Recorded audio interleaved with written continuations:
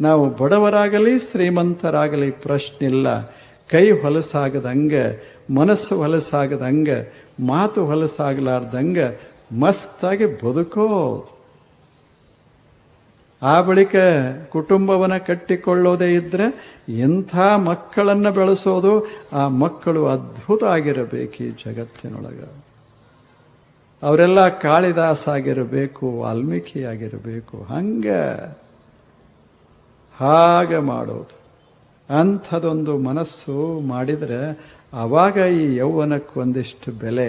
ಇದಕ್ಕೆ ಕನಸ ಅಂತೆ. ಇಂಥ ಕನಸನ್ನು ನಾವೆಲ್ಲರೂ ಕಾಣೋದದ. ಚಲೋ ಕನಸ ಕಾಣೋದು. ಬಹಳ ಸುಂದರವಾದ ಆಯುಷ್ಯ ಇದು ಹೋಯಿತು ಅಂದ್ರೆ ಹೋಯಿತು. ಈಗೇನು ಯೌವನದ ಅಲ್ಲ, ಇನ್ನೂ 10-20 ವರ್ಷ, ಒಂದು 20-25 ವರ್ಷ ಅಷ್ಟೇ.